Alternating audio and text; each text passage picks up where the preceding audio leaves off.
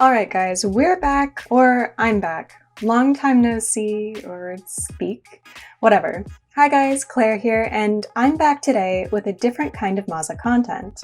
I know it's been a while since I've made a solo video here on this channel. Recently, I've been working in a more behind-the-scenes sort of way for Subjectively, focusing on our Patreon, thank you very much patrons, my personal Etsy shop, and another project, which is what today's video is about. Subjectively has been working on the Maza Fakimon region for over a year now. Jack has designed more than 50 unique and exciting Pokemon who call Maza their home, many of which take visual cues from elements of Mexican culture and geography. Regardless of all this visual development, the actual details of Maza itself are a little murky. So far, Maza has been kind of an amorphous amalgam of land defined mostly by snippets of world building sprinkled across a number of Pokedex entries. For example, Rotatona, the calendar Pokemon, alludes to an advanced ancient civilization amongst its jungle home, and Parazodal, the cenote Pokemon, directly references cenotes, a water-filled sinkhole sort of geographical feature that is specific to the real-life Yucatan Peninsula.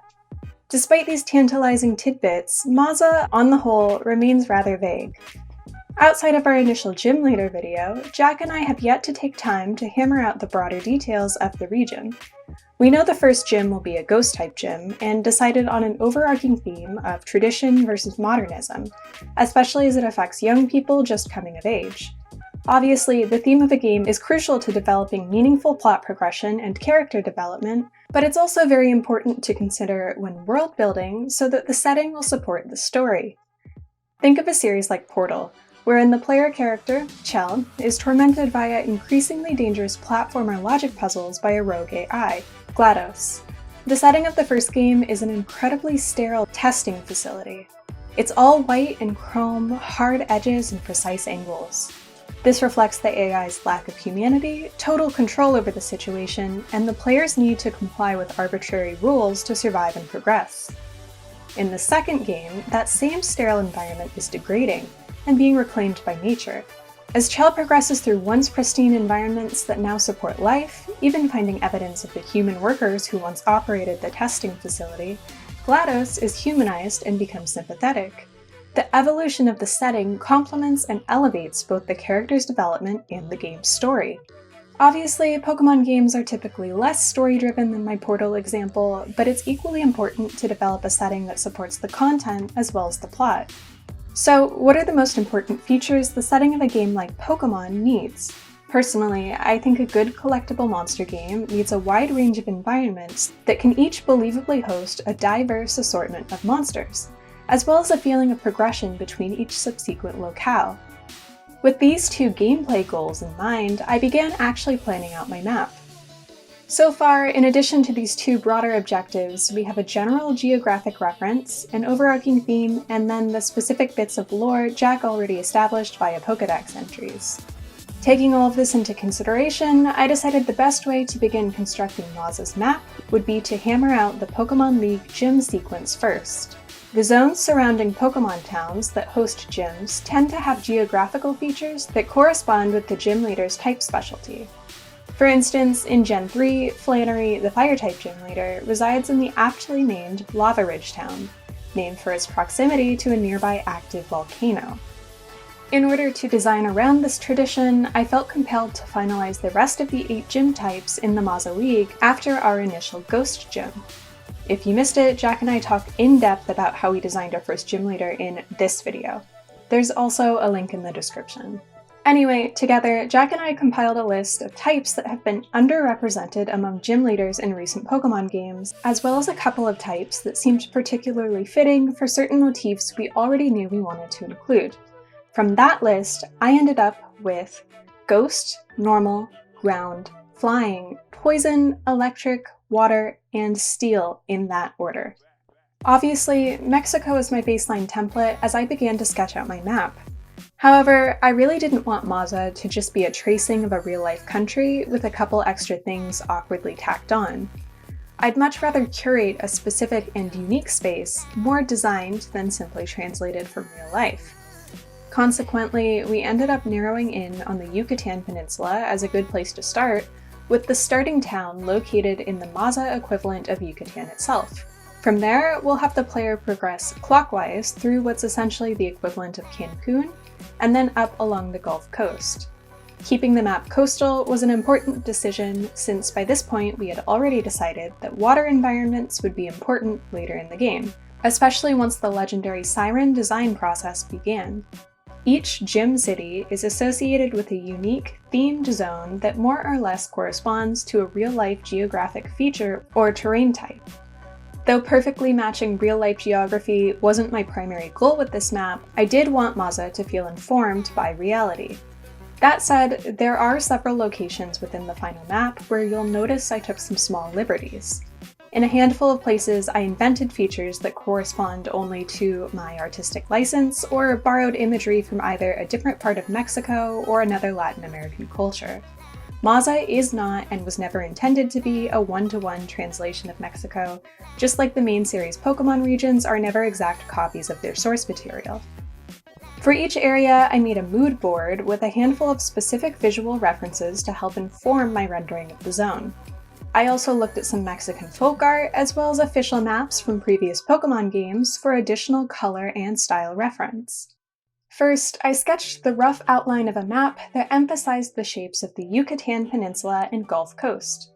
From there, I divided and labeled the landmass into zones, with each zone corresponding to a gym type and associated terrain or geographical feature predetermined by my research.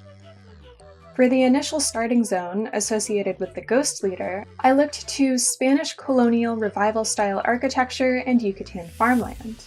Conversely, the normal zone was most strongly influenced by Cancun area luxury resorts and vacation towns. Next, the ground zone was based on the volcanic activity along the Ring of Fire and especially the peak of El Chichon in Chiapas. After that, the player travels through the flying zone, an area of towering ruins influenced by Mesoamerican pyramids. Progressing along, we arrive at the Poison Zone, which is defined mostly by jungle along the Sierra Madre Occidental mountain range. The Electric Zone is next, dominated by Maza City, which loosely corresponds with the location and size of Mexico City. Rounding out the terrestrial zones is the water area, ironically enough, where the player would traverse through a series of connected cenotes like El Zacaton. Finally, the last zone features a subaquatic area and highly advanced city, which makes up the Steel Zone. From there, I sort of just went freestyle, adding in more details as necessary around the focal points I initially planned for. Eventually, Maza took form.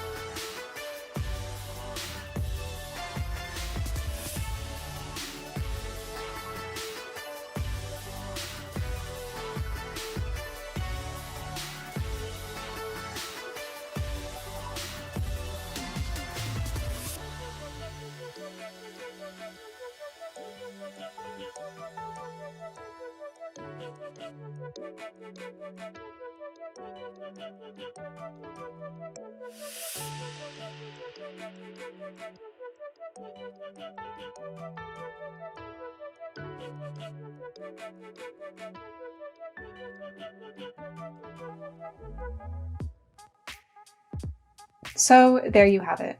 Maza Draft 1. I say Draft 1 because it's very likely that things will change in the future as we further develop Maza and its story. One thing I know for sure we'll have to revisit is the number of cities and towns, because I really only plan to run the gyms in this iteration. Real Pokemon games usually have a number of towns that don't host gyms in addition to those that do, usually designing those locations around story development. Eventually we'll figure out that stuff too, but for now this is what we're working with.